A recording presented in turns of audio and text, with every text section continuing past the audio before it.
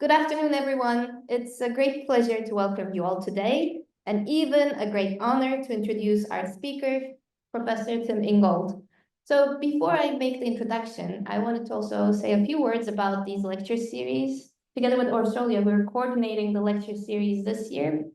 And we decided that every semester we would invite, like moving forward, we would invite at least one practicing architect or architectural firm, one person from academia who's doing research, and at least one lecturer who's not in the field of architecture, but whose work would influence the field of architecture and our work, how we think about different elements of architecture. So Professor Ingold, Tim Ingold, is an emeritus professor of social anthropology. So he's our person from outside the field, but he's doing a lot of work that somehow closely resonates to our work. So he's been working as a professor of social anthropology at the University of Aberdeen in Scotland since 1999, and where he taught and conducted research.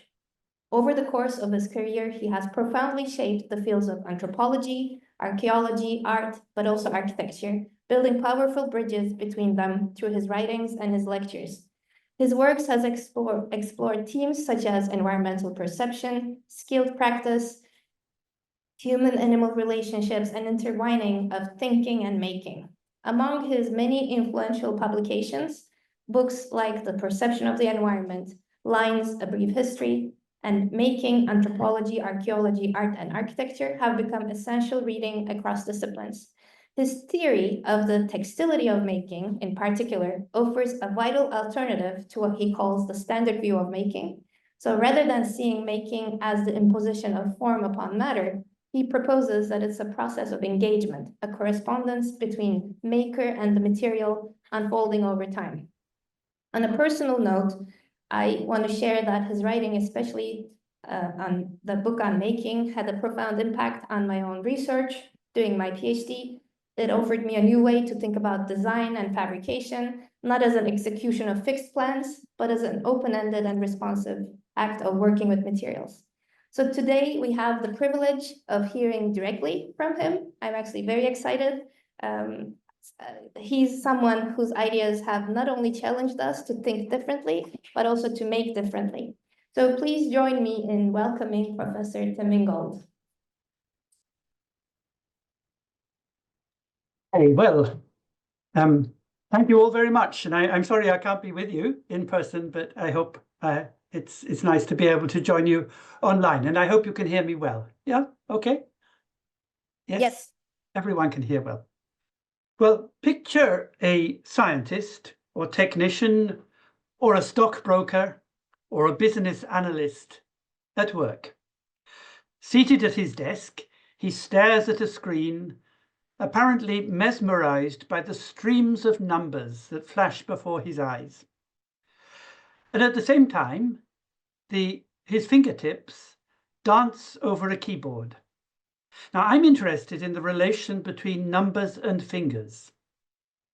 It's a relation that most of us have absorbed in infancy when we first learned to count, reciting the numbers from 1 to 10 on the fingers of 2 hands.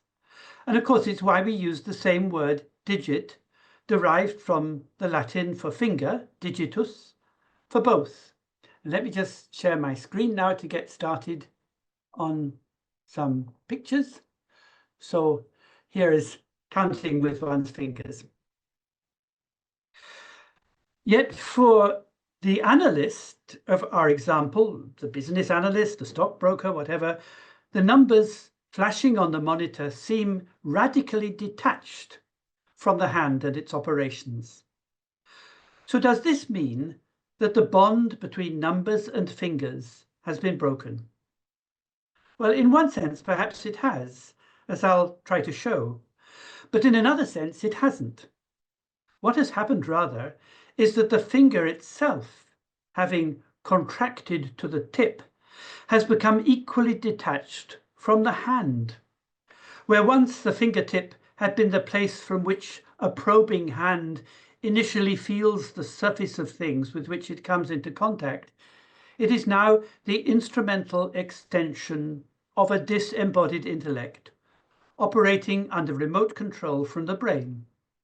And in this sense, both numbers and fingers have suffered the same fate, thanks to their having been enrolled in the same process. And this is the process of digitization. So let's start, as we did in childhood, with fingers and numbers united in hand and mind. So here, every finger is a number precisely because it is conjoined with the others.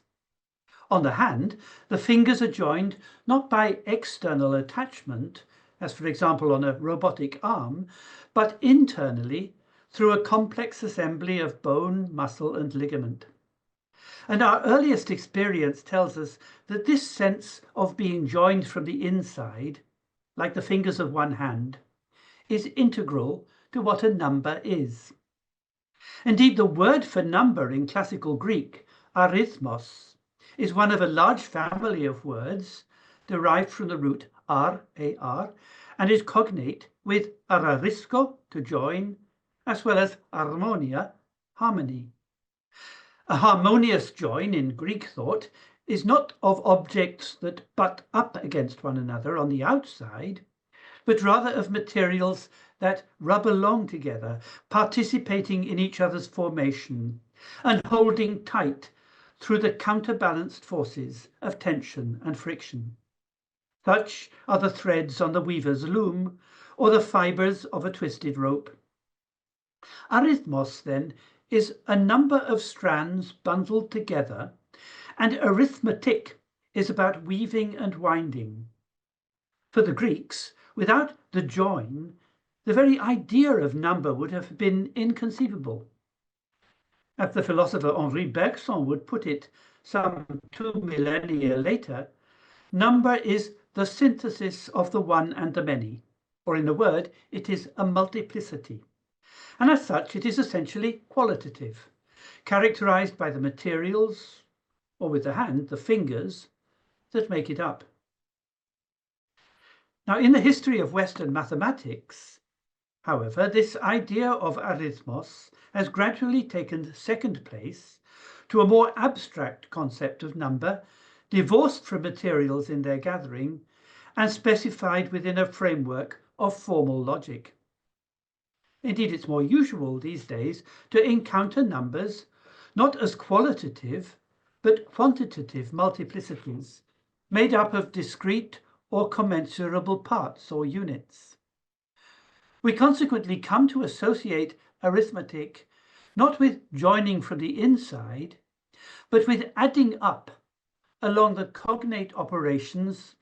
cognate operations of subtraction, multiplication, and division. And here it's the numbers themselves that are being operated upon, regardless of what they are numbers of. The child learns that 2 apples and 2 pears add up not to a bowl of fruit, but to the number 4. She comes to understand that the true meaning of number has nothing to do with the ways things are intrinsically joined in the real world, but only with their measurement according to common scales of value, whether metric or monetary. And the numbers she learns to deal with, if they have any empirical referent at all, have been derived through some process of extraction, falling out as a kind of precipitate from the real-world processes for which they serve as indices. And this precipitate is commonly known in the plural form as data. It is as data that numbers eventually fetch up on the screen of the analyst. He might call his activity data handling, and yet in this operation his fingers are as distant from the world beyond the keyboard as are the numbers he manipulates. Now, literally, of course, a datum is a thing given, an offering. It comes from the Latin dare, meaning to give. To receive the gift is to take it in your hands. So the real datum handlers in this sense would have been people who worked with cords, weavers, basket makers, musicians. They could have been Inca people, from what we now know as the This is not move. Sorry, I just want to move on, and it's not moving. There we go. They could have been the Inca people from what is now the Peruvian Andes, who would read numbers from their quipus, constructed on the same principle as the suspension bridge, likewise made from twisted fiber cords. As the anthropologist Gary Urton has shown, both the significance of numbers and the practices of arithmetic among Quechua-speaking peoples in the Andes, descendants of the Incas, are part of their attempts to maintain balance, harmony, and equilibrium in every sphere of communal life. But weaving a tapestry or making a basket or playing a stringed instrument is just as much a practice of datum handling in the literal sense as is reading chords. Picking up and threading through, the weaver or the musician receives with her hands what the evolving work offers as it proceeds. And she counts as she goes, over and under, over and under. But her numbers don't add up. They rather follow on, marking in their recurrence the evolving rhythms of time passing. So the rendering of the datum in its plural form as data is largely a modern development and marks the shift from qualitative to quantitative multiplicity. The datum is a real material thing of a certain form, but in the modern concept of data, information and matter have been split apart. So let me dwell a little further on what fingers can do. Their versatility is truly extraordinary, and for much of the time it goes unnoticed. This morning, thinking about what to say in this lecture, I began to pay some attention to my own finger work. It included such operations as shaving, doing up the buttons on my shirt, unlocking the front door, thumbing the pages of the newspaper, opening a milk bottle, balancing a spoon laden with milk and cereal in bringing it to my mouth while eating breakfast, holding a mug full of hot tea by the handle, and now, as I write, holding a pen. Every one of these operations involves precise micro gestures, deploying the fingers in different ways and in different combinations. So what is the hand, if not a compendium of gestures, particular to the manifold tasks in which it is brought into use? To pick up any implement, be it a razor, a key, a spoon, a mug, or a pen, is to select from the compendium the gestures appropriate to its use. So every one of these gestures, of course, I have had to learn, many of them in infancy or early childhood, by both observing what others are doing and experimenting in my own practice, under their guidance, until I get the feel of things for myself. If hands make gestures, well, gestures also make hands. As in a relay, manual skills are passed on in the very process of generations living alongside one another in their overlap. And that's what it means in the strict sense to carry on a tradition. For example, when I retrieve my pen to write, I pick up lines from the past and carry them on in gestures that have traveled from hand to hand through a process involving both imitation and emulation over countless generations. And the same could be said of many other manual skills involving concerted fingerwork. People have been stitching and sewing materials for many millennia. The line here is a thread rather than a trace. Nevertheless, to stitch and sew is to pick up and carry on from where our predecessors left off. And the gestures involved, critically, including the precision grip between thumb and forefinger, of which the human hand is uniquely capable, although learned afresh in each generation, have changed little. Another example is baking bread. Prior to baking leavened bread, the dough needs to be kneaded. Fingers get to work on the sticky mass of glutinous material, working it into a paste. It's a skill that has been passed on without interruption for at least 8,000 years. Common to all these practices, handwriting, sewing, bread making, is a feeling for materials. In any operation calling for skilled fingerwork, attention converges on the contact zone where surfaces meet.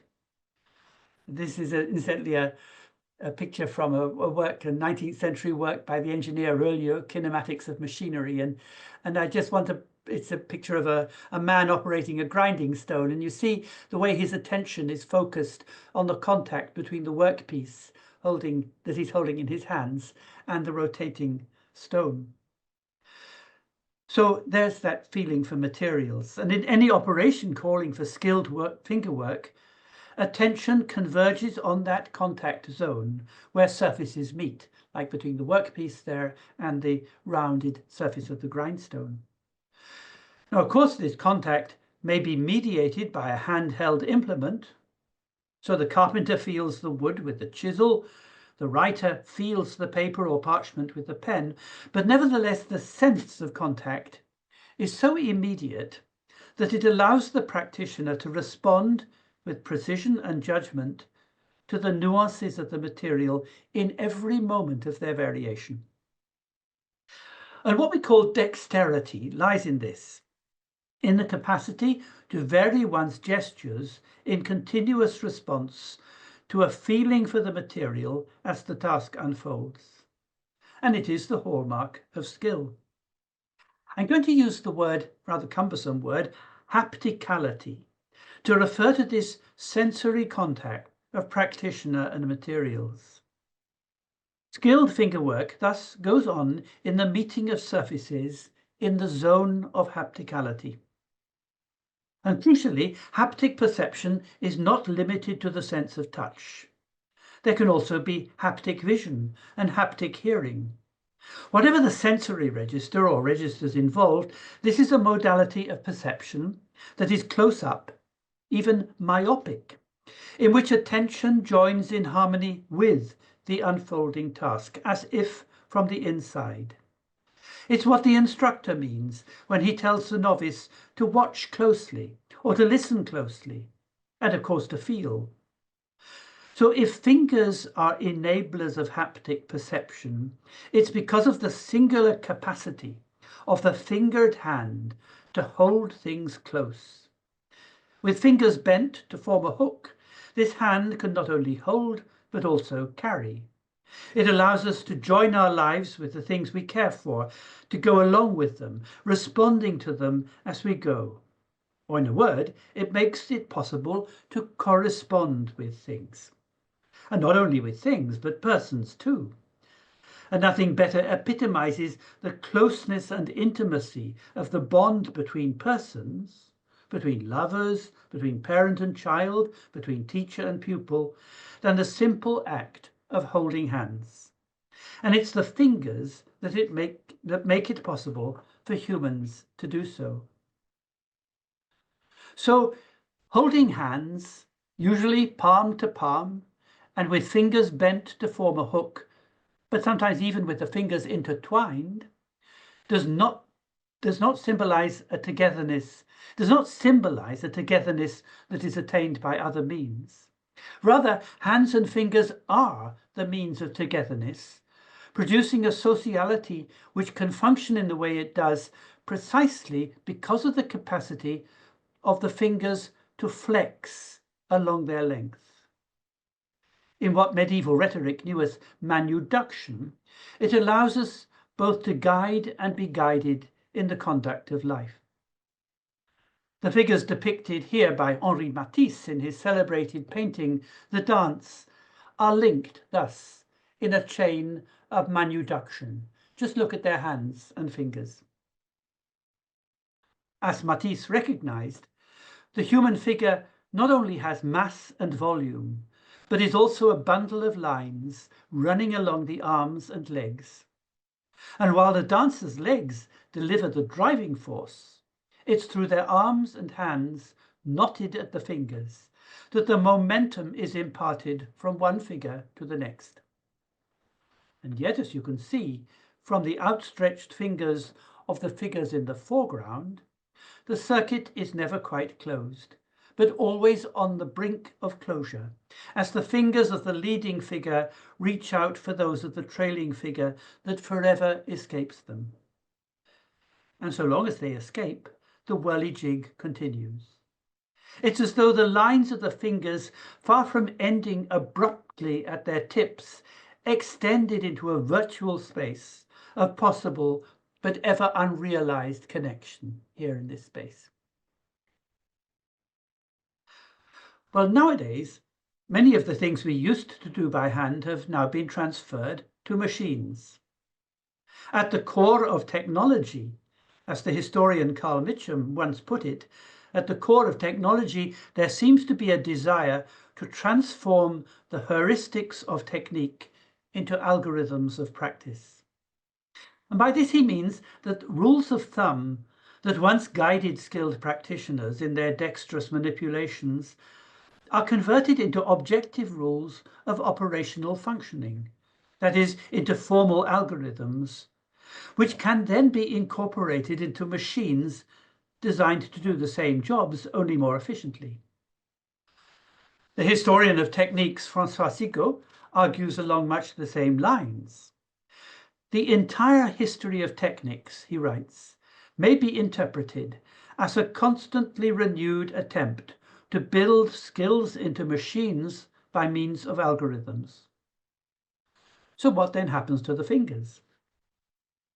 Even André Le Ragourant, in his classic treatise Gesture and Speech, admitted that while the substitution of automatic machines for manual operations might represent an important social advance, not having to think with one's fingers amounts to the loss of some essential part of our common humanity.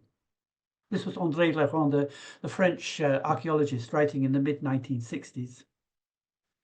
There is a real sense, he thought, in which a hand whose fingers have nothing to do save tap and tap, or tap a key or flick a switch, has not so much progressed as regressed. And this regression of the hand amounts to a kind of operational contraction from the hand as a whole to its fingertips. Hands with flexible fingers can hold and carry, but fingertips cannot, or not at least without calling a thumb to their aid. So does a hand that has contracted to the fingertips lose its capacity to feel? Well, not necessarily, as I know from my own experience of playing the cello. This involves a great deal of finger work, exclusively for the left hand. And I'm in no doubt that I feel through the tips of my fingers when I stop the strings on the fingerboard. And yet, paradoxically, this string stopping is actually a movement that carries on. The movement, known as vibrato, is a prolonged quivering of the finger against the resistance of the board, which gives the sound itself a certain pulse. To the listener, it comes across as full of feeling. To play without vibrato, by contrast, is to produce a sound that is eerily insentient, as though one had entered a world of dead souls in which no life is possible. In short, the feeling lies in the fact that the movement that brings the finger into contact with the fingerboard, with the string in between, is continued beyond the point of impact. It persists over time in a kind of correspondence, and this makes all the difference. The same is true of any other task that involves bringing the tip of your finger into contact with a surface. The pianist, for example, in playing a delicate melody, doesn't just tap the keys with her fingertips, she strokes them. The tip is supersensitive, but only because it continues to move beyond the moment of first contact, gliding over the surface. Only then, because of that, does touch give way to feeling. Perhaps there's no better example of the regression of the hand than the substitution of the typewriter for writing by hand. With handwriting, flexible fingers hold a pen, which serves as a transducer, carrying over the finger's fine-tuned oscillatory movements without interruption into a wiggly trace on the page. Every little movement shows, even those that were unintended. But with the typewriter, the work of the fingers, now concentrated to their tips, consists only in tapping the keys. Here, the causal link between the manual microgesture and the material trace is broken. The marks that appear on the surface no longer bear any relation to the bodily movements involved in producing them. As the philosopher Martin Heidegger put it in one of his more famous diatribes against the technologizing of everything, the typewriter tears writing from the essential realm of the hand. And for Heidegger, the hand is the very cradle of our humanity. It holds our humanity, he thought, as it holds a pen. And yet modern man, observes Heidegger, with scarcely disguised revulsion, writes with a typewriter, and he puts the "with" inside scare quotes to indicate that typing is not really writing with at all. It's merely the mechanical transcription of words onto paper. And what is lost in the transcription is the hapticality of the hand itself in immediate contact with the paper surface. The typescript, according to Heidegger, is inhuman because the words spelled out on the page are bereft of movement and feeling. The situation in reality, however, may be a little more complicated. To be sure, tapping on a keyboard is more percussive than descriptive. As a gesture, it comes to a point, rather than drawing out a line. Nevertheless, as every pianist knows, the force of percussion can vary, producing sounds from soft to loud. With a manual typewriter, the letters appearing on the page, struck through the inked ribbon, can likewise vary from the faint and barely legible to a deep black. Here's a part of a little thing I produced myself, comparing handwriting and typing using an old manual typewriter. You can see the different pressure I've put on the letters A there. So at the extreme, as you can see there, even the edges of the letters can seem a little blurred, as if the letters themselves were quivering, and their loops can be smudged with traces of ink from the ribbon. You can tell something, perhaps, of the typist's mood from the intensity of her letters, just as you can tell a pianist's from the force with which she strikes the keys, or mine from the way I stop the strings on my cello. But with the advent of the electric typewriter, even this residual scope for expression was wiped out.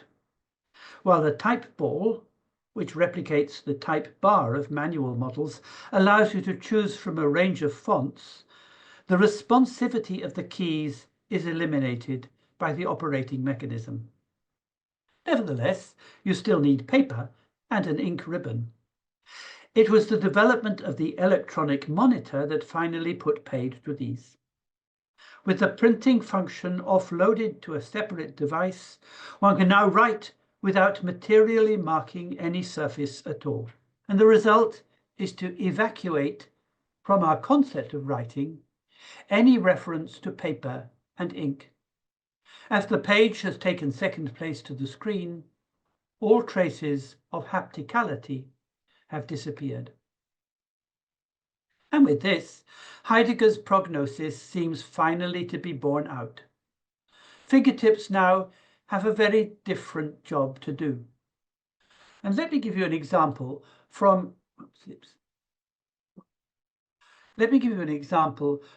a recent visit to the Leonardo da Vinci exhibition in Rome.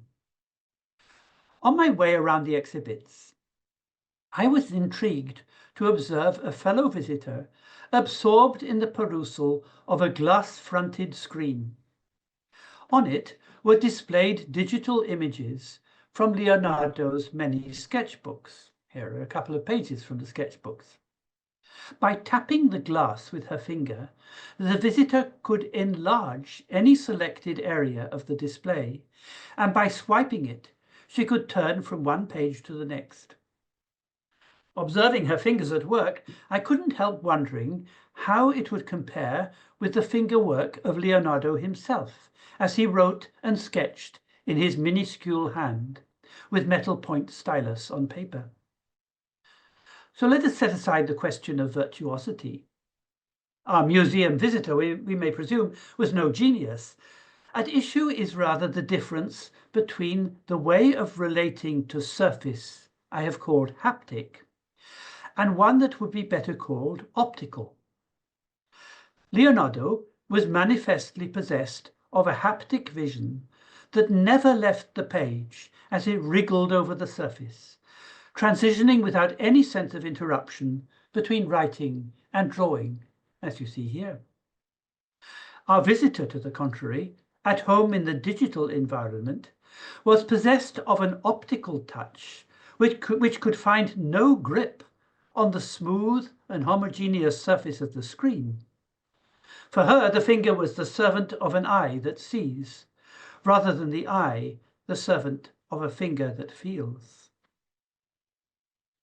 So an optical touch, like optical vision, does not converge or linger on the surface of contact where finger meets material, but cuts directly through, as through a window, as I tried to show very sketchily on this diagram. Here is a haptic touch where you see the finger and the material meeting in the zone of hapticality at this surface.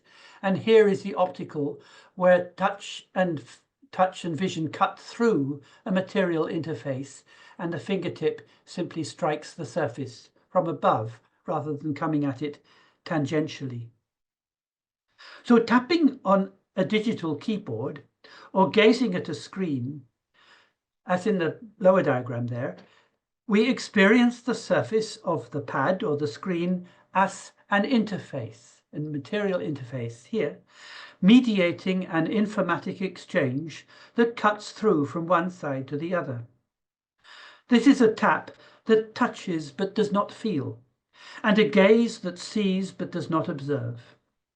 Here, touch and vision, as in a communications network, connect fixed points at a distance, rather than joining with the movement of things in their conformation.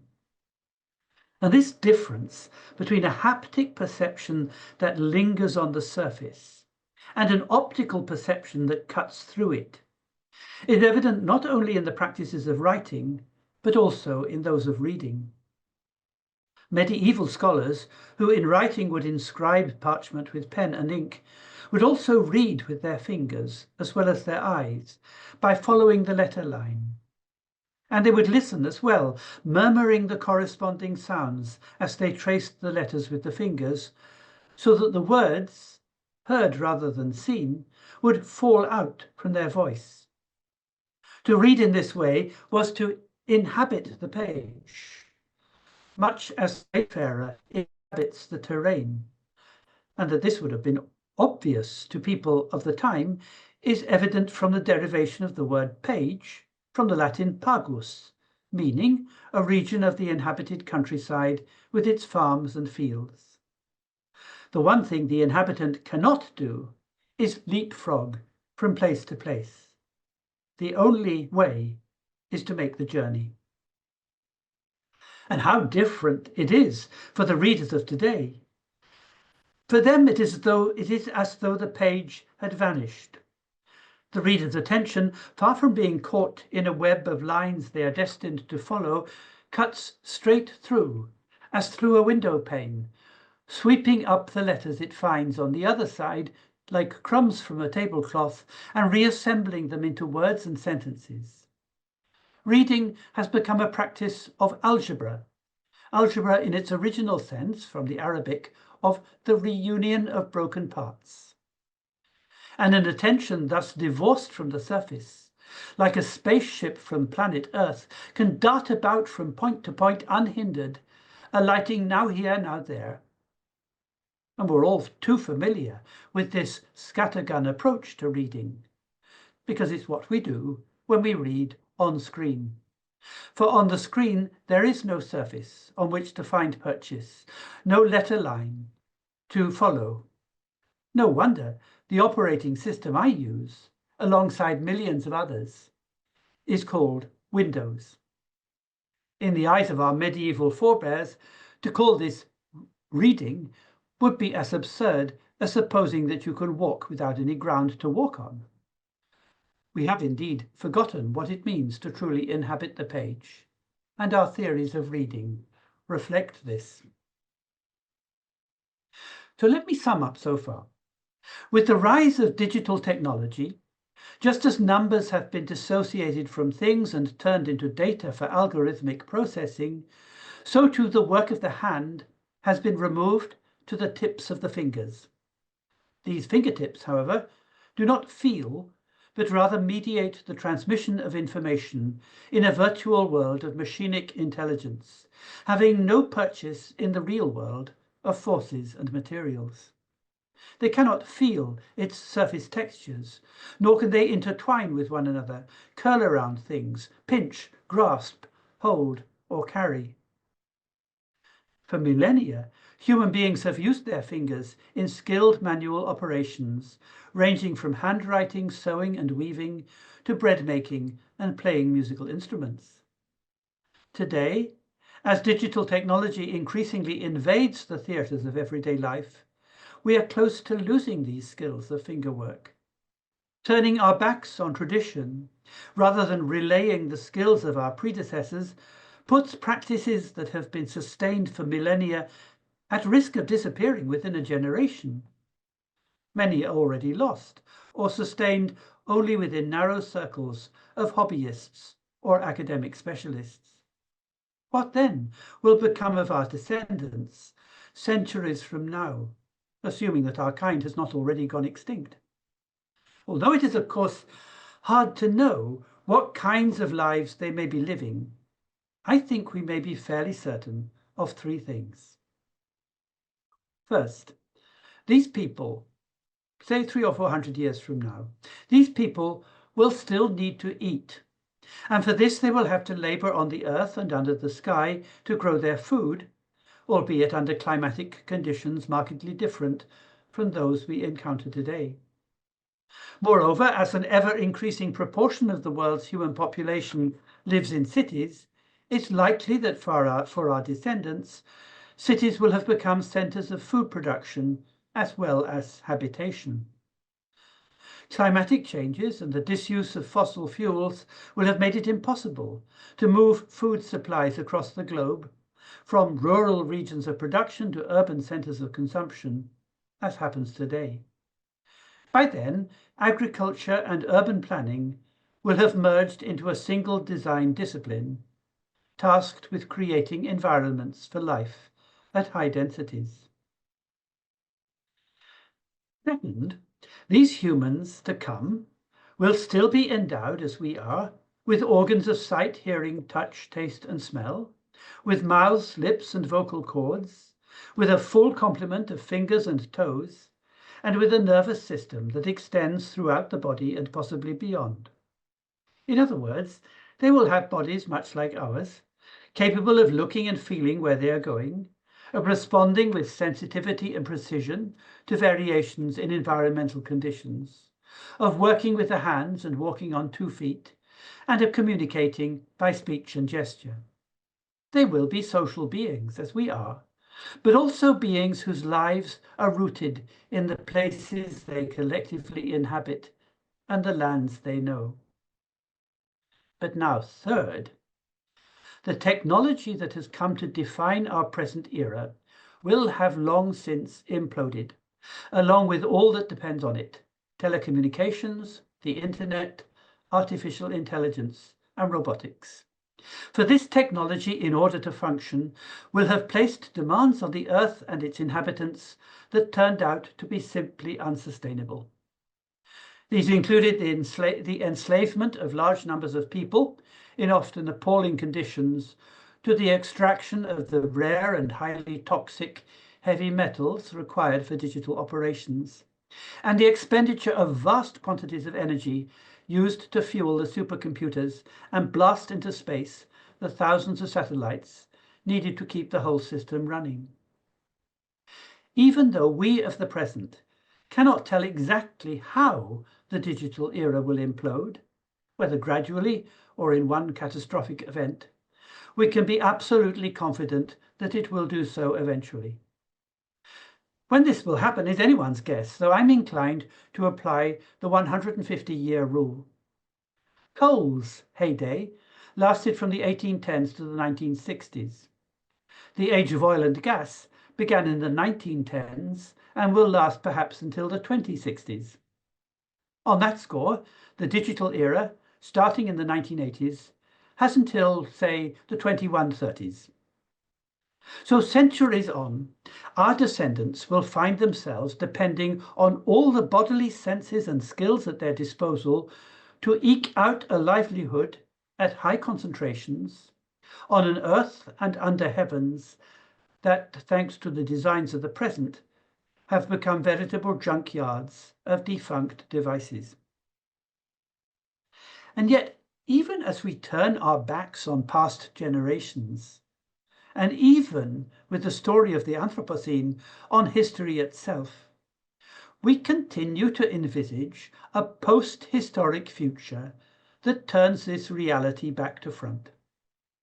In this vision, it is bodily organs of action and perception that are destined for extinction, while digital technology is miraculously self-sustaining. Instead of a human future that is post-digital, we cling to the idea of a digital future that is post-human. In this imagined future, so-called smart cities, far from being centers of food production, are imagined to be hubs of creativity whose inhabitants, already offloaded into their devices, have lost all connection with the earth. They could just as well be floating offshore on artificial islands, in space, or even on other planets. If these citizens still have eyes, ears, or other organs of sense, these will have been reduced to portals, mediating a flow of information that connects them into a vast but entirely disembodied and placeless neural network. In this fully digitized world, fingers and toes, the original digits of the human body, will have become mere appendages, relics of an evolutionary past now irrevocably superseded. And what passes for social life will no longer have anything to do with holding on to one another. It will simply be a function of network connectivity. Now, this vision may seem far-fetched, but it is already impacting on the designs of the present. And for an example, we only have to return to the theme of writing. We've seen how literate people around the world have picked up lines from the past and carried them on in gestures that have traveled from hand to hand through a process of copying involving both imitation and emulation over countless generations.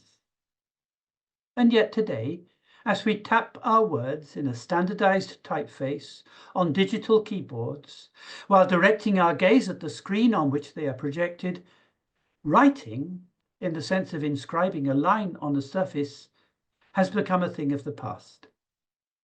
Many adults are losing skills of handwriting diligently learned in childhood, while for a new generation raised on keypads, they are already deemed obsolete. This loss is incalculable.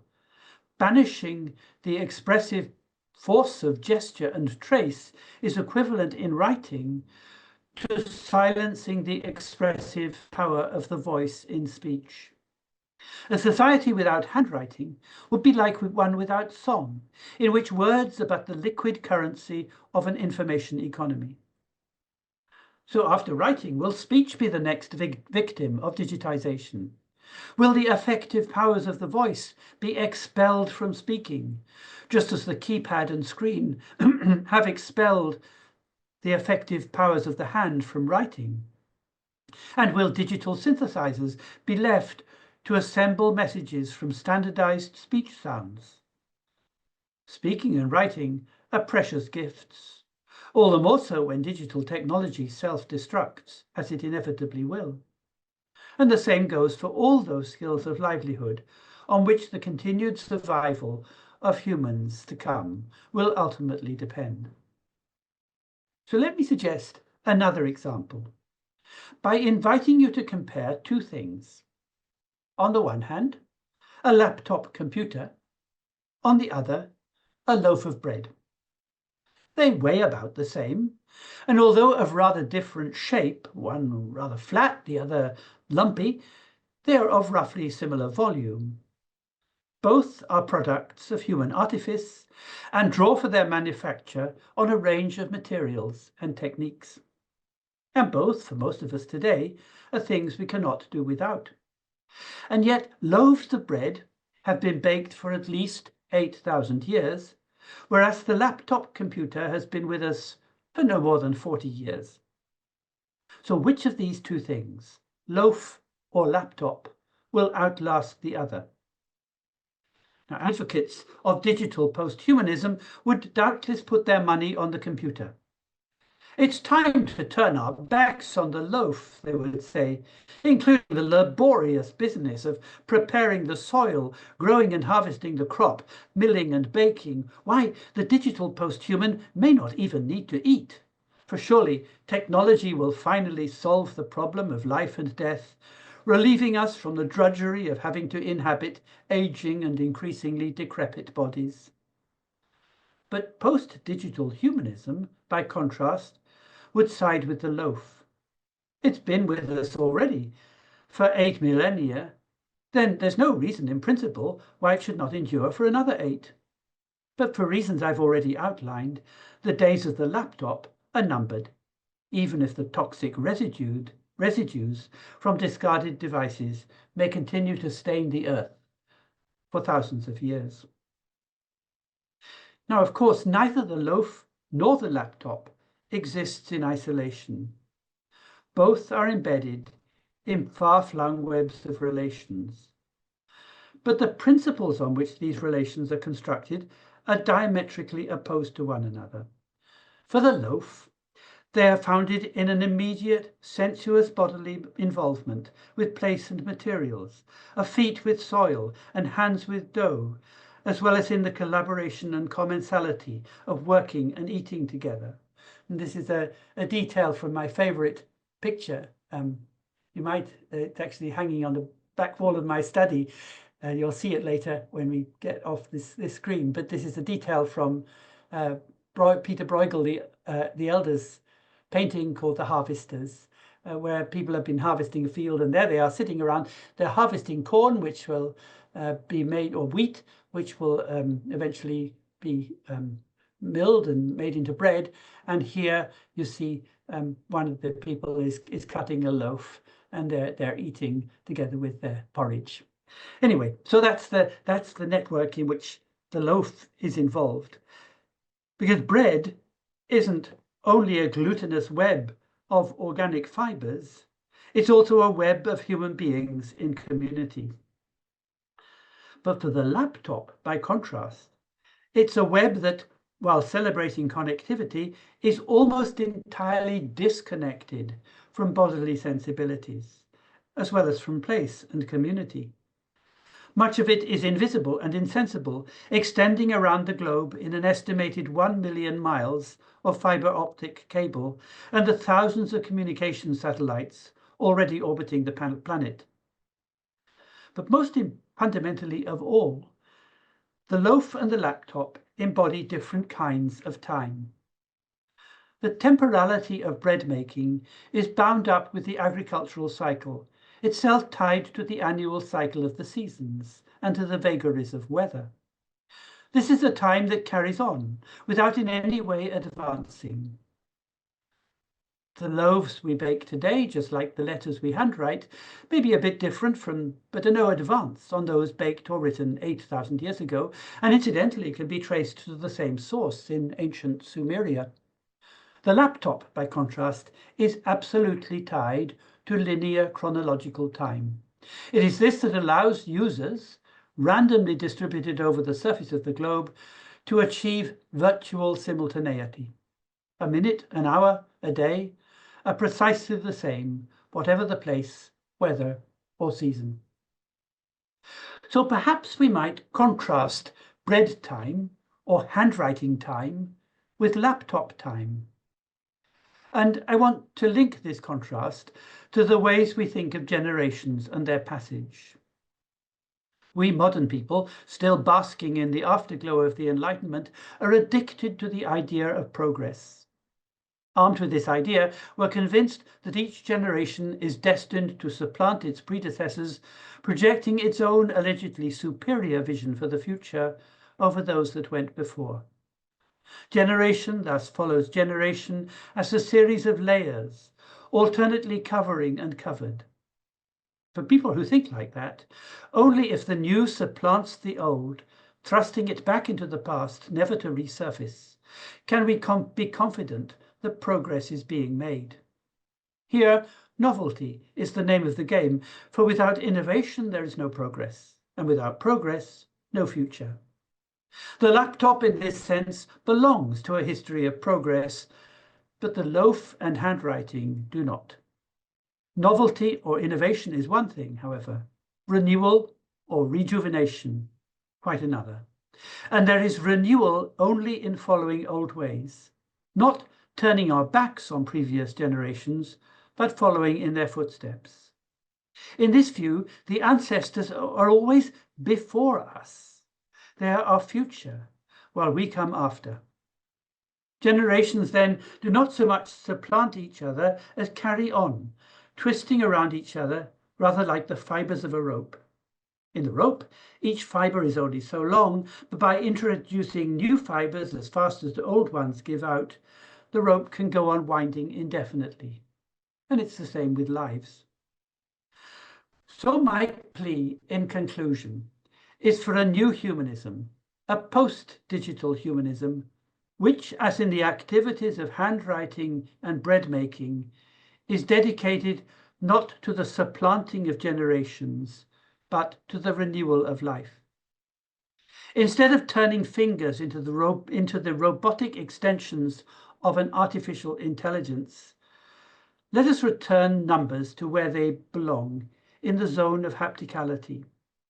And instead of treating fingertips as discrete values, let us restore them to the hand. As the painter Wassily Kandinsky put it in his essay, Point and Line to Plane, the finger grows out of the hand exactly as a twig has to grow out of the branch. And this was a picture from the book. For Kandinsky, the finger is joined to the hand as the twig to the branch by a relationship that is internal rather than external, by growth rather than attachment. And we surely owe it to the generations that will follow ours to grow the skills of numeracy and fingerwork that served our ancestors for so long. For far into the future, people will still need them, just as they did in the past. To reunite hand and mind in the practices of fingerwork is not just a nostalgic yearning for a lost childhood. It is, I believe, an essential investment for humans to come. So thank you very much. That's where I finish. And I'll stop sharing.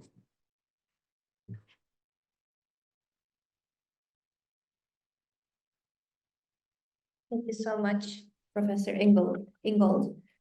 I'm gonna ask the audience if they have any questions, and I also see some notes on the chat. Do we have any questions from the audience? Okay, I can begin. So thank you so much again for your inspiring talk. So this group is what the audience, mostly in person here, are students of architecture and faculty of architecture. So how do you think this idea of thinking, I'm gonna turn on my camera so you can actually see me. How do you think this idea of, thinking, like connecting the mind and the body and thinking through making could be something that they can incorporate in their processes and their design processes? How can this inform architecture? Because I know you think about this and you wrote about these. So can you share these with the group as well? I suppose the key issue is about the the extent to which the architectural design process has become itself digitized. And I know that I'm looking at this from the outside, not as an architect or knowing really anything much about architecture, but as I understand it, there's a long-standing and still ongoing debate about the importance of drawing and sketching by hand with a pencil in architectural design, and I think that's really where it counts. And because when you use a pencil with paper, you are involved in a design process which involves that element of hapticality, and I think that then comes through into the kinds of designs you make. That's not an original argument. I mean, I'm sure you know the work of Juhani Pallasmaa, who's argued along precisely these lines, and I have some disagreements with him, but I would certainly agree with him about that. I think you can, when you walk around in a city, you can actually immediately tell of the buildings which have been designed by CAD and which haven't. You can just see exactly that's been designed by a computer. And some people would say, okay, that's fine. You get designs with the computer that you would never get otherwise. But I don't. For me, those designs are not really habitable. They're not designs you can look at them once or twice, but you can't live with them. So that's my view of it. I'm really, I'm probably, you'll think I'm thoroughly old-fashioned, but I really can't. It's pretty obvious that I'm not a fan of digitization. But is it also like either or situation? Do you see it as either the loaf or the laptop? Can there not be in a dialogue? And I do rather. I mean, I know particularly now with all these debates around artificial intelligence, and a lot of people have been saying, you know, artificial intelligence is designed by humans. It's just a tool. We can use it. It can help us with all sorts of things. We can arrive at some kind of happy place where there's a nice balance. And why should it be any different from what you do when you're cooking in the kitchen and you're both using a wooden spool and a mixing bowl, and you've got a microwave, and one's been around for centuries and the other is a relatively new thing, and we don't find it a problem. But I myself feel that there's something insidious about the digitization, which makes it more problematic to simply combine the two.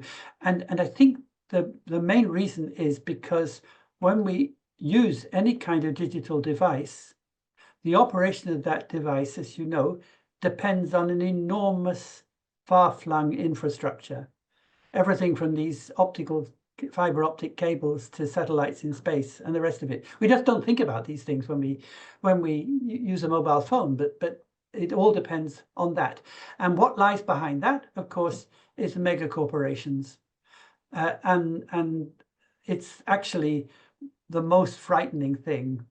It's not the technology itself, it's the specter of corporate power, limiting our own freedom of expression and maneuver. thank you. I'm going to ask again the audience if they have any questions. Okay, just a minute. Thank you, Professor Ingold. You posited the shift on the line of the transformation from the mechanical to the digital. Could one imagine that the shift already happened maybe 2,000, 2,500 years ago with quantification, with philosophy and thinking already attributing an analysis of the world to quantification, to the sciences?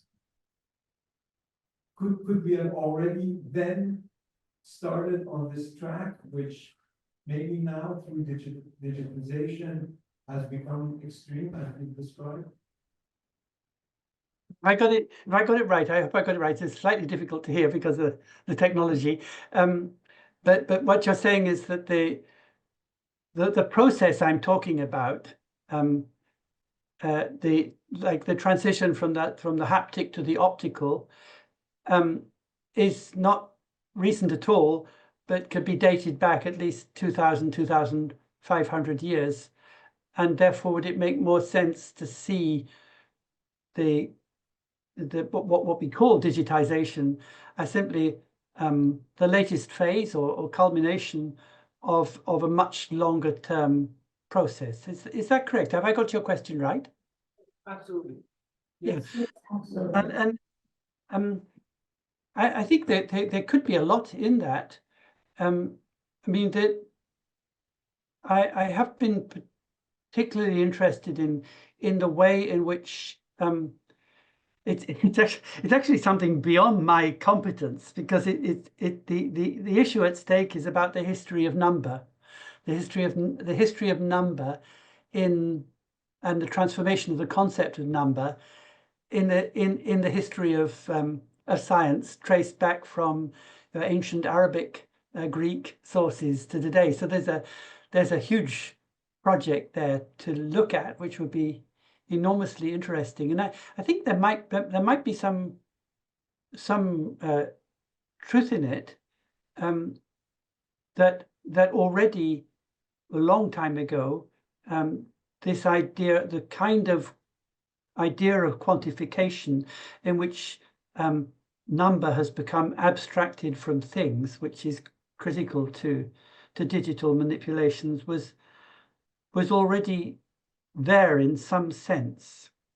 I think I would still want to argue that sense was sort of nascent, because this is another story, but one of the things I've been interested in together with a group of colleagues is was concerning the history of mathematics, the extent to which what we consider to be ordinary mathematical operations depend upon craft-like practices. How, for example, basic geometrical concepts can be understood through processes of paper folding, things of that kind, but behind what we often think to be very abstract mathematical operations are almost craft-like, certainly manual operations, which we sometimes take for granted. And one of the problems in contemporary mathematics education is that educators are losing touch with that and forget that there is this. It's another story. I'm going off track. So I think you're sort of right, and right up to a point, that, but I wouldn't go completely along with it.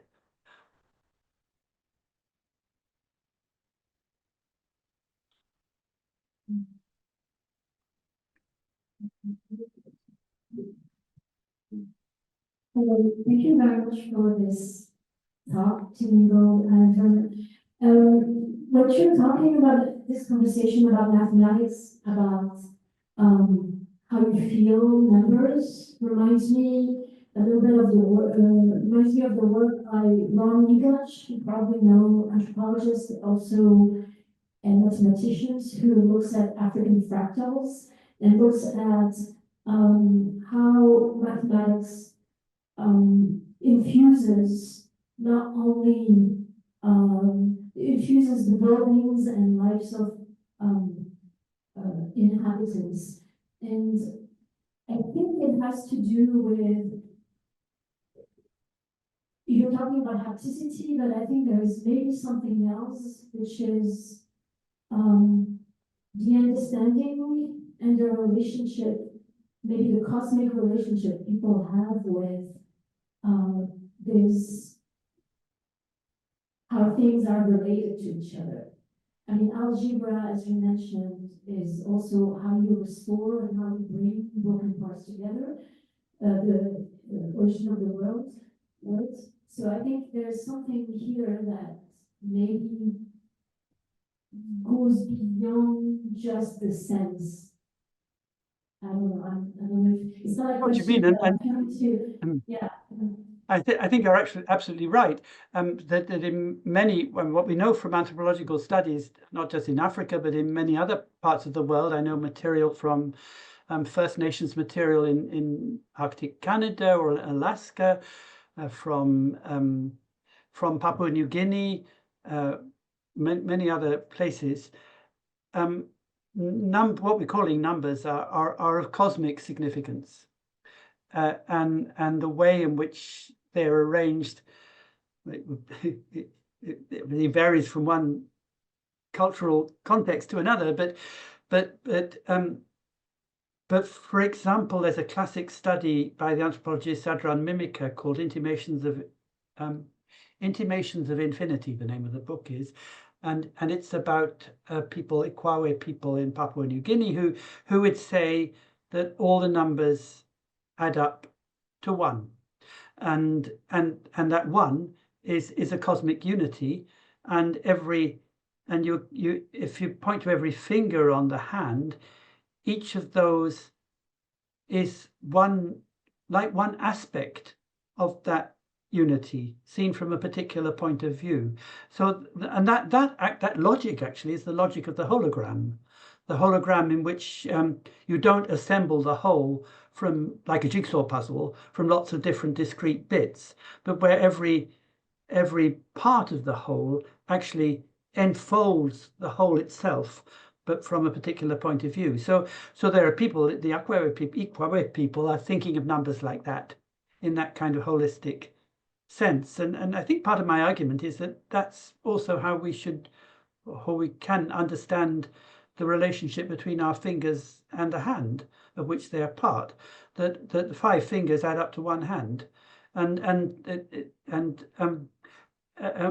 we can't see the fingers as separate entities that are simply added up to one another, any more than one could think in that way about the branches and twigs on a tree.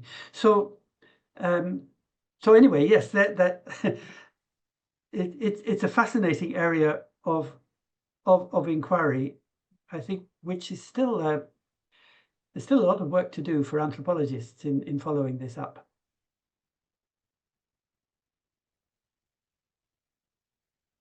You've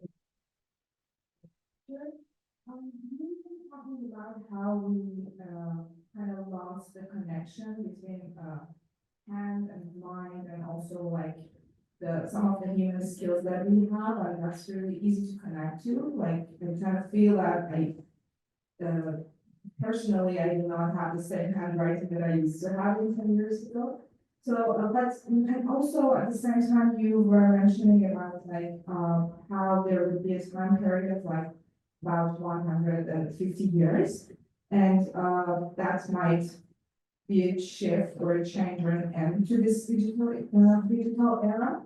So do you think that in this process of these like 150 years, we would face some kind of ways of reconnecting the human skills and the human body with mind, or we will mostly kind of have, if that would end completely, this digital era, or do you think that there would be an evolution of designing technology in a way that doesn't paralyze us?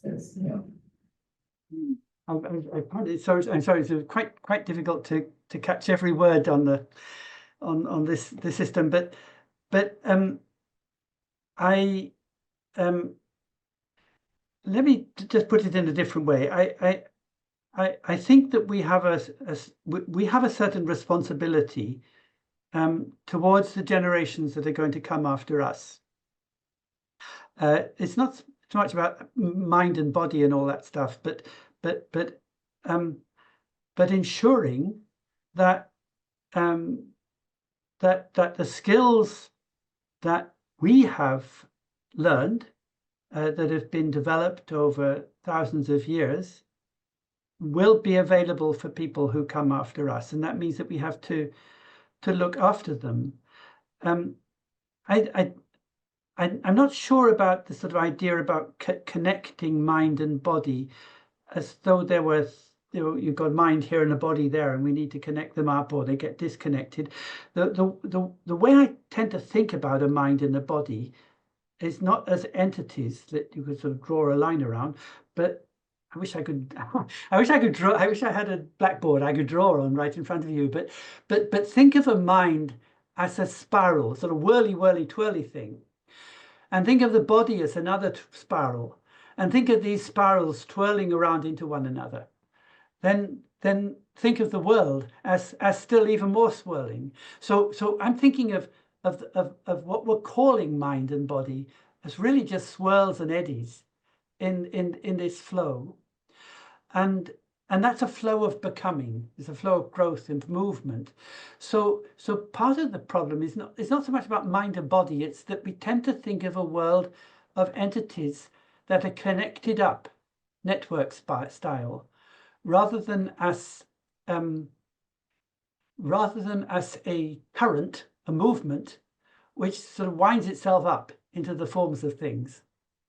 So I'm a great fan of Lucretius in De Rerum Natura, the nature of things, where for Lucretius, you know, everything that we see, all sorts of things in the world, we see people and chairs and lights and so on, but the things we see are, he says, really just eddies in the flow, and they're formed in this process of movement. And I want to get back to that sense of a world that is where we have to form things out of movements, and that's what I'm trying to get at, rather than joining things up. I want to get back into the current of things. That's rather clumsily expressed and not really an answer to your question, but anyway, sorry.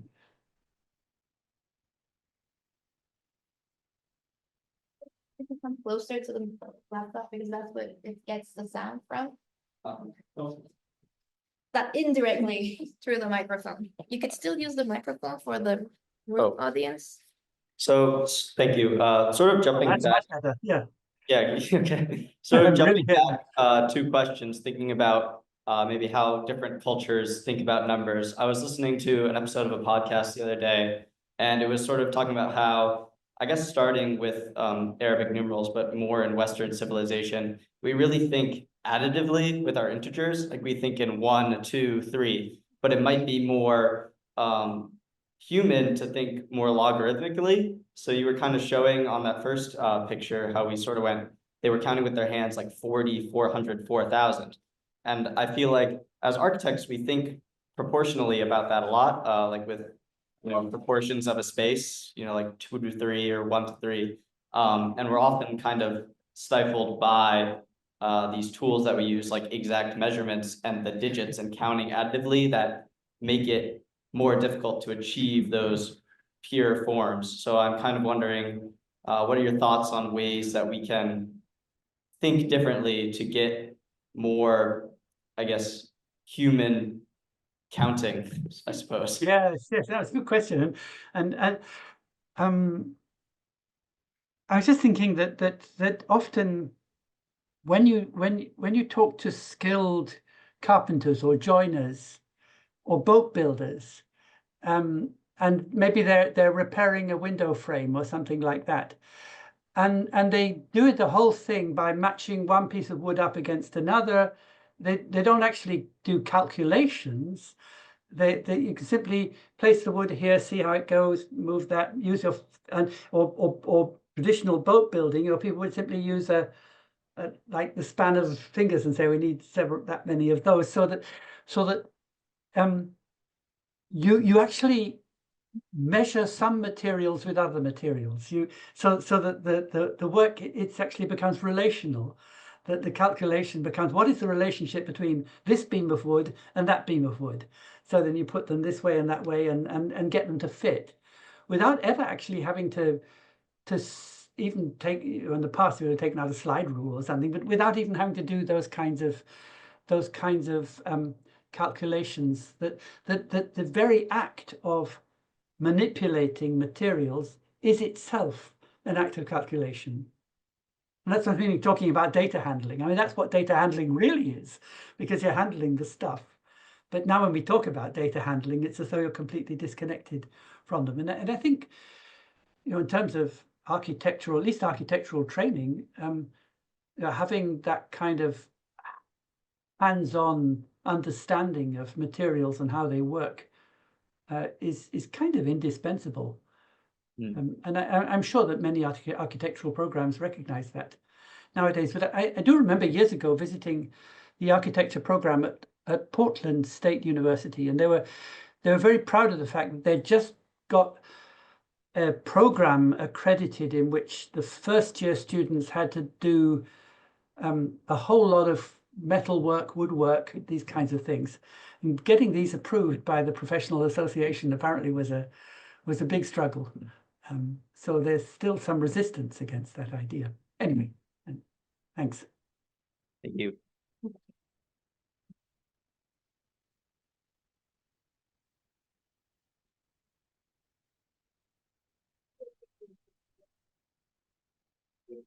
Hi, Professor. Thank you so much. I enjoyed listening to you talk about hands. From my point of view, I think you were trying to be a little bit provocative, if not very provocative, by sort of talking very generally about touch and haptics and the relationship of the hand to the body.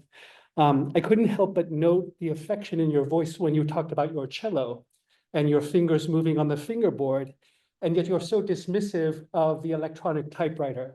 Well, not you, but the people you're quoting. And, you know, my mind, I'm thinking about instrumentation and how unusual it is that you include the instrument in this talk when we could simply say, let's go back to smearing mud onto the ground or writing with water on the dry ground. So, you know, I'm thinking about the instrument and how it could be your cello, it could be a favorite laptop. I think about this band New Order from the 80s and their video for this song called The Perfect Kiss, where they are touching synthesizer keyboards, but jumping up and down and getting pure rhythm and emotion from a single fingertip touching a keyboard. There's nothing but electronics. And so, you know, isn't it possible that we've simply changed the criteria for bodily meaning by moving from pen to cello to keyboard to our favorite and loved laptop? You know, how many times has anybody here typed words without looking at the keyboard and cried as they type something into their laptop? There's still the registration of hand to body to emotion to meaning that is really consistent from the stick to the pen to the typewriter to the electronic typewriter, etc. Maybe you. I know that argument, and I've wrestled with it a lot because it's perfectly true. Obviously, I love my cello, and I actually hate my laptop because I'm a terrible typist, and I just get annoyed because my fingers are not good at typing, and they're always going in the wrong places, and I get frustrated. So there's no doubt that there's the affection. I own up to my affection to the cello and my dislike of the laptop, and I'm sure that's colored what I said. But many people have said to me, just as you have, who are very fast on a laptop, who can type stuff without having to look at what they're doing and without having to look at their fingers, and who delight in doing so. And they say, but look, I do a dance on my laptop and I get just as much pleasure, as you said, I get just as much pleasure from doing this little dance with my fingers on my laptop than you do from playing the cello, or a pianist might get from playing the piano. But here's the key difference, that you might treat a keypad or a keyboard as a space on which to do a dance.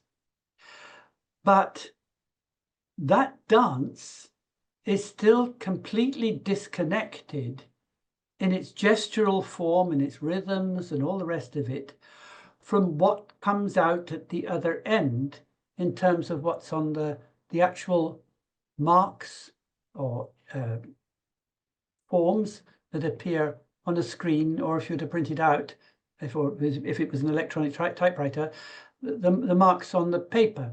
So if I'm using an electronic typewriter, and suppose I'm really good typist, and my fingers really dance over the steam, and my fingers dance over the keyboard, and my mind is alight, and everything's. But there's no connection between that, no physical connection between all of that, and what appears on the paper. And that's where the disconnection is, because if I'm playing the cello, it's absolutely clear that there's an unbroken connection between my movements and the sound. And if I'm writing by hand, again, there's an absolute connection or an indissoluble relation between the micro gestures of my hand and the little squiggly lines that appear on the page, which are expressive in themselves. So I can sing with handwriting. I can produce lines that have that expressive force in themselves, regardless of the actual words. And you cannot do that with a laptop. And that, I think, is where the fundamental difference still lies. Well, that would be my argument anyway. But I know people argue against. I'm not sure I'm going to agree with you on that. Just as you go to, I don't know if you've been to a rave lately, or you've been to, friends who DJ with a laptop, but a single touch of a keyboard can send them into ecstasy, as well as the crowd that they're playing for. Likewise, looking at artifacts like Jack Kerouac's typing of On the Road on a single long piece of paper, the emotion from the indentation, impact of exclamation point, typing over and over again on a single word to impart. I gave you that. It's there. You just have to look for it. But I gave you that example of the A's that I typed using a manual typewriter, and said this exactly. You can see with a manual typewriter, you can see the force that's been put into that letter, or perhaps on the other hand, the delicacy from the way the mark appears, how thick the lines are, whether there's blurring on the page. You can see it, you can read it, it's right there. But you don't get that as soon as that mechanism has been completely automated, as you would have in an electronic typewriter, or in on a word processor. That's the point. At least that's what I think. You could disagree. So I'm back, but continuing on Marcus's question, I wanted to just add a third element. So we have your cello at one end. We've got let's say a CD instead of a electronic typewriter. We have a CD at the other end, and in the middle we have a phonograph record which has the actual mechanical impression of sound on the vinyl. Does that change the spectrum, or does that shed any light on the question, right? So the mediation, the distancing already happened with the phonograph, although there is a mechanical connection to the sound. With the CD, we no longer have that mechanical connection, and the mediation is perhaps even more distant. Sure, it's more distant.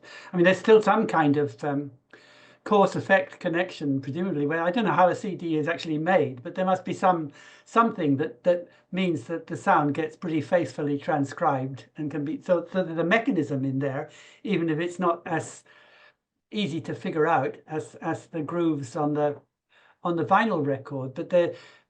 But to my mind, there is that. It makes no difference really whether it's a CD or a vinyl.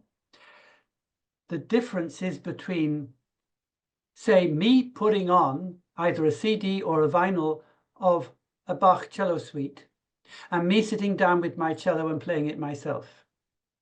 That these are totally different things, and there's no getting over that barrier, so far as I'm concerned, because when I play my cello, I can never play the same twice. Every time I play, even though I'm playing the same piece, it's like walking the same footpath over and over again. It's never the same from one walk to the next. Or with calligraphy, you can never totally replicate. But every time I put on the record or the CD, I mean, barring variations in the atmosphere in the room and so on, exactly the same thing comes out. And that to me is pretty fundamental difference.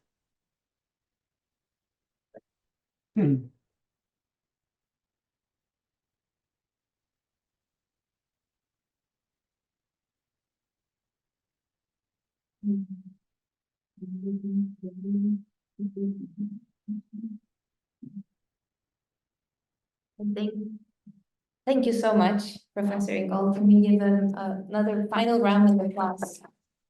Well, thank you very much. I'm just reading what's on the screen. And thank you so much for being flexible. Like, I know you realized that you were 1 hour ahead. It doesn't matter. It's just lucky that I came up to my computer an hour early. Yes. I don't know, it must be something to do with the difference with different times at which we move from winter time to summertime. And it's 1 hour different from what I thought. But anyway, it was all right. Disaster was averted. Okay, thank you so much. This was great.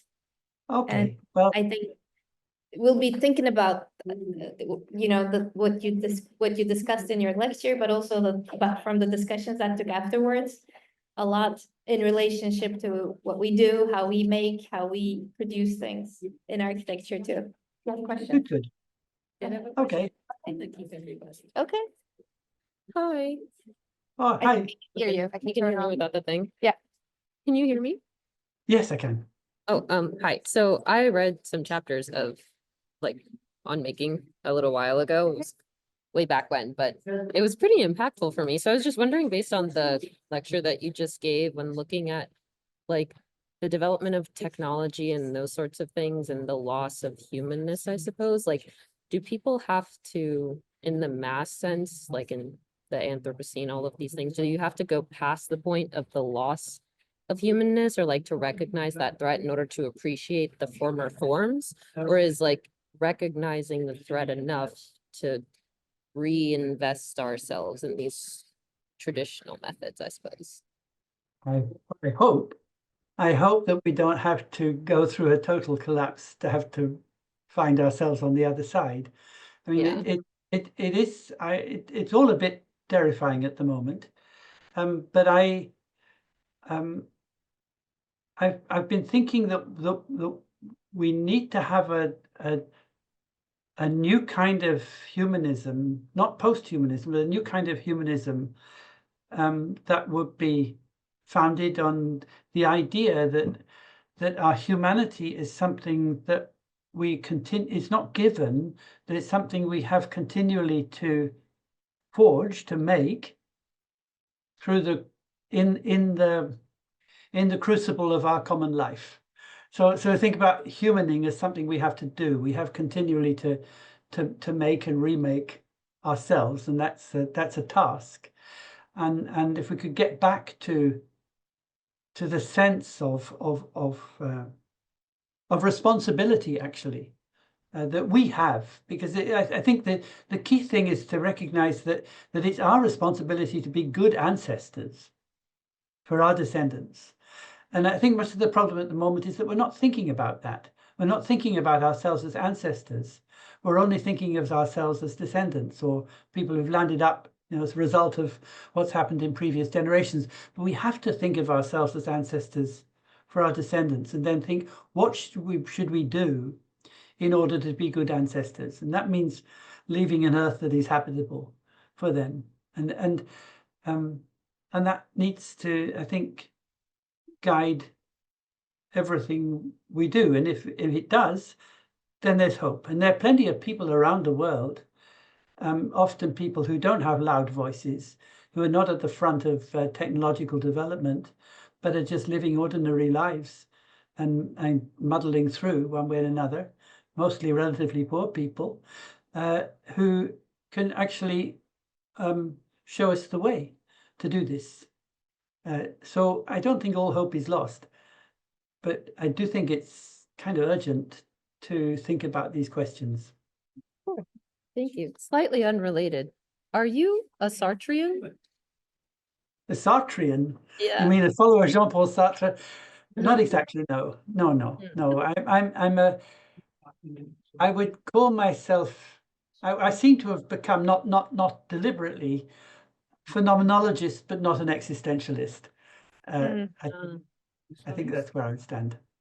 Sure. Nice. Well, thank you again. Okay, thank you so much again. All right, we're done. Then I'll say goodbye and Good turn off. night. Bye-bye. Bye-bye.